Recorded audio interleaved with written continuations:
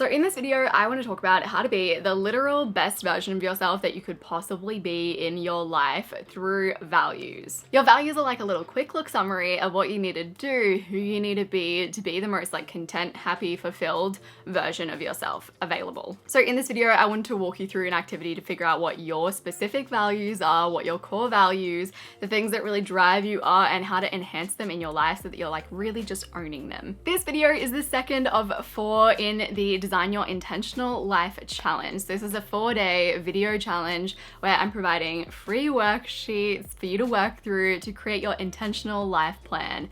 If you want to sign up and you want to get the worksheets that go alongside the challenge, click the link in the description below and enter your email address to register. These are like deep dive, like interactive kind of videos. So in an ideal setting, you're gonna have like a pen and paper, you're gonna have your workbook in front of you, but you can also just watch these, get some value out of them, and then redo them later. It depends on what works for you. So when it comes to creating your values, the first step is actually figuring out what your values are. So the way that I like to do that is by looking at my highlights and by looking at my lowlights. So firstly, you want to start looking at your highlights by doing a big old brain dump. Think through literally the last like 2 years of your life. Look back at your calendar if you have to, and think of all of those times when you felt really like elated, really happy, really content with who you were. Another good way to think about it is, when did I feel the most myself in the last 2 years? That's going to be a really easy way to pull out what your values are. So maybe it was like that time when you learned that program and you felt like a literal queen. Maybe it was when you were laying on a beach, you were in Hawaii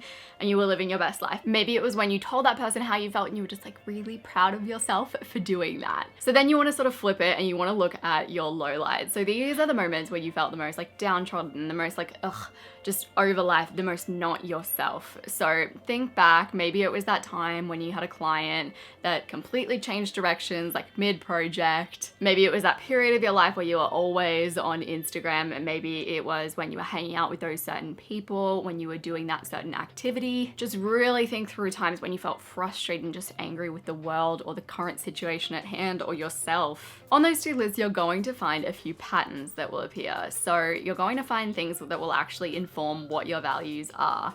You might find that you've written down a learning experience like 5 times in your highlights. Like there are 5 times that you can remember in the past 2 years where you just felt so elated and they were linked to learning. So that could be a really good indicator that one of your values is learning and grow. In your lowlights list, there might be a few instances where you can remember being rude to someone, or you can remember actively like gossiping about someone or agreeing with something nasty that someone else said.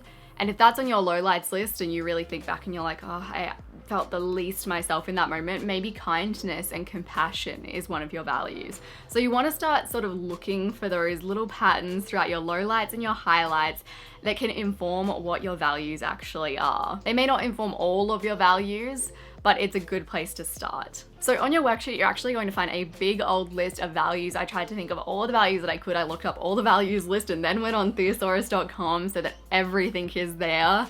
And you want to actually go through that list and start highlighting the words that relate back to your highlights and lowlights and those patterns that you spotted. Start going through and just highlighting the words that resonate with you. What you're going to find is you'll probably highlight very similar words. So you might highlight kindness, compassion, and those are words that are under the same umbrella, so probably don't have all your values like kindness, compassion, niceness, politeness, because those all, they don't mean the same thing, but they're very related. So try to pick like one little umbrella word as your value. So I know that when I first did this activity, I felt this strong urge to pick values that I wanted to embody. These were like my aspirational values, so things that I really wish that I embraced. So maybe like, you're just like, okay, calm and chill, like that's something that I really wish that I was. I'm gonna put that as a value, but that generally isn't the best way to approach it. You wanna actually start picking words that resonate with you right now, that you actually value right now. Maybe calm and chill will be on your list in like 3 years' time when you've worked on that and set a few goals around it and changed your mindset.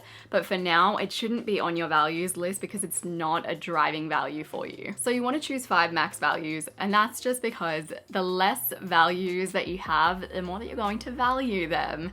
So it's kind of like the minimalism concept. If you have 20 shoes, you're probably not going to value them all super highly, but if you have 5, select really thoughtfully picked out shoes, you're going to value them all for their importance in your life. So same concept, 20 values just won't serve you as well as a pared down 4 to 5 values will. So once you've gone ahead and chosen your values and realize that your values do change over time, this is an activity that you can revisit, you want to actually start listing out the behaviors that you can do that help you to embrace that value. So if one of your values is learning, you want to write down doing Skillshare courses, reading books, going to workshops, or if you've got achievement as one of your values, then you could write down setting 12-week goals, doing weekly planning, ticking off my to-do list every day, those types of activities.